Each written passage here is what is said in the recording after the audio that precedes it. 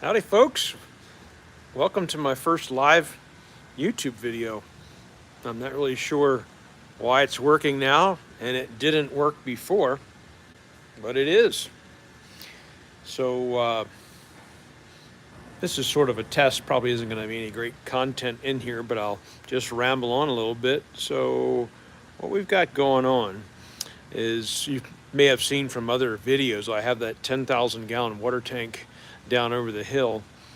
And in order to make dyno runs, you have to pump the water up into this tank. This tank feeds both the cooling column, which keeps the engine cool, and it also feeds the water break on the dyno. And I've had some issues where I have this water pumping up here and I'll forget about it. We're about 2,000 gallons.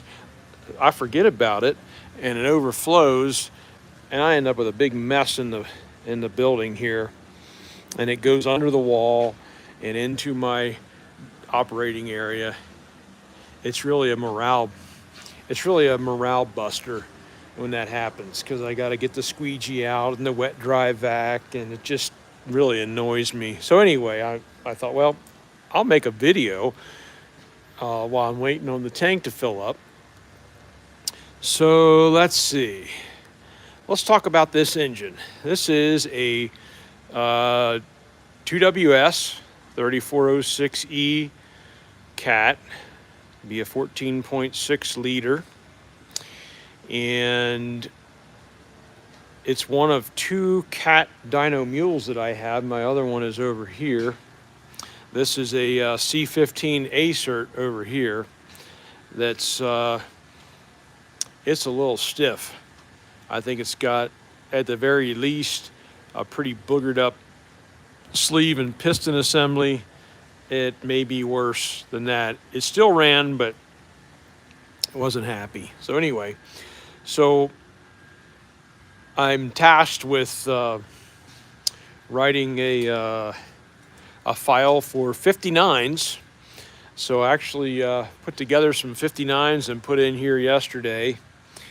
And I think the engine I'm writing for is more than likely is a C15, 15.2 liter, and I would have preferred to use that engine for actually writing that file, but this is what I got that's running now. So what I'll end up doing is I'll hang this ECU on via rubber bungee strap, and I'll actually hook it up with this little, I think this is this is a 70 to 120 adapter that I made. Don't ask for one, because this is pretty shaky with the exposed pins and everything. It's like not at all suitable for anything outside of this building. So a lot of times I get comments about, how much power are they going to make, and you made this much with these injectors, how much can you make with these? And the thing is, and I understand, because that's what I want to know a lot of times too, but some of you may know that running a dyno is it's kind of expensive. So you have to kind of have a goal in mind. You can't just run an engine all the time just to see how much power you can make. I mean, that sounds like fun. If this was a hobby, I guess that's what I would do. But I got to be working towards the goal. So what's going to happen here is I'm going to run it with the 59s and the 70 pin and the stock camshaft and this 4-inch turbo. This is probably one of my pulling turbos from back in the day. I want to put an 88 millimeter on here because, in all honesty, so the goal here is we want 1,000 to 1,100 horsepower single turbo engine that will run cool enough EGTs to be workable. That's what I'm tasked with writing. But I'm like, well, let's just, I always like to do comparisons. So it's like, well, let's see what this 4-inch HX82, how it's going to compare to an 88 millimeter. And it's going to be another Actually, it's going to be an HX83. Technically, the only difference between an 82 and an 83 is your 83s all have cast iron compressor covers. They're really a pain to deal with. But here's the 88 millimeter. I'll swap this wheel. Unfortunately, I'll have to swap this wheel, this backing plate that fell on the floor, and this cover onto that. But I thought, well, I'll have a little bit of comparison fun. So, yeah, so I'll run this a few times, maybe try and get about 1,000 horse out of it, and then I'll swap out to the 88 millimeter. I think that's what we're gonna really end up needing. I got another issue going on here. I have a slight leak in my charge air cooler. Any of you might recognize this is an old Superliner Mac charge air cooler. I got a little split down here. You see that dark area? Probably from maybe a little bit of oil mist coming out of there. It's not a huge deal right now, but I'm going to have to fix it eventually. But yeah, so this is kind of interesting. So we've got a 22 turbine housing on. It's a 22G. It's a 13 blade G, which I'm always a little scared of because I have personally blown up 5 of them. Never on a lower power thing, but yeah, I think I blew up 4 on my Mac and 1 on my Dodge truck. So yeah, I don't think 1,000 horsepower is going to blow this one up though. But anyway, so this we were talking about how much power can it make, blah blah blah. Well, this engine right here is actually the champion. This engine came out of a 623 scraper. Originally, it came out of a Freightliner Classic. I think it has about 13 or 17,000 hours on it, and it is actually made in excess of 1,700 horsepower.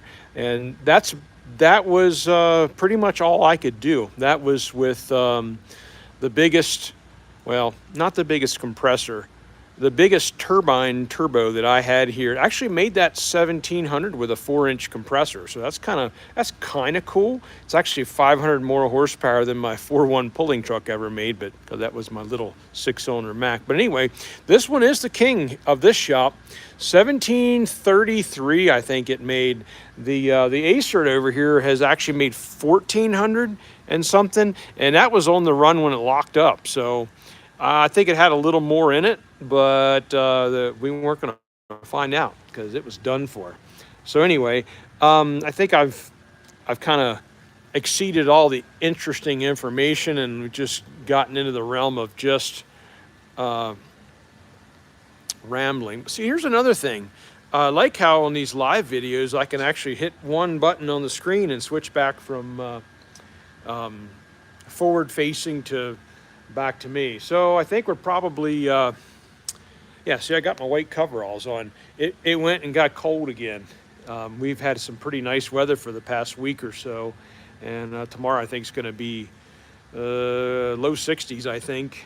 And for some reason my uniform company didn't bring me enough shirts, so I ran out of shirts. So well, just put coveralls on anyway. But yeah, I think let me check this one more time and I'll probably sign off. This is probably, yeah, we're about 2,200 gallons, so probably about time for me to go and run down over the hill and shut the pump off. You know what? I'm going to take you guys with me.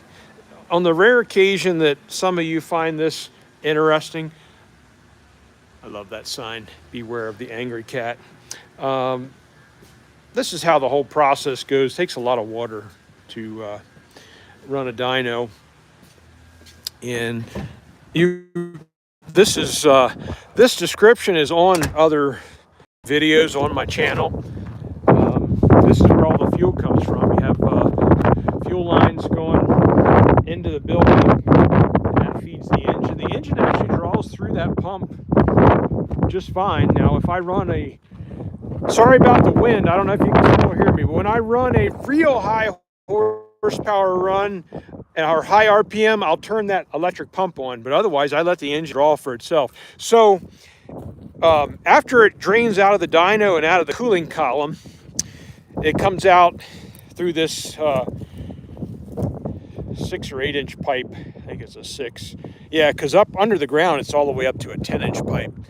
It necks down based on the material I had available. That drains down to the big tank. And then you can run probably an hour or two, maybe 2 hours solid, 3,000 gallons. Yeah, you can see my water system is kind of lacking. It leaks. I've got all steel pipes to replace all this with. But anyway, so the start of the dyno session is always coming down here and firing up the little 5-horse pump. And all I'm doing is just pumping water from the 10,000 gallon tank up to the 3,000 gallon that's in the building. This is a pump from a couple years ago that I forgot to drain, and it froze and busted. Someday I'm going to braze that thing back together. But anyway, so that's kind of how it works. I'm going to stop. I'm going to stop going because I've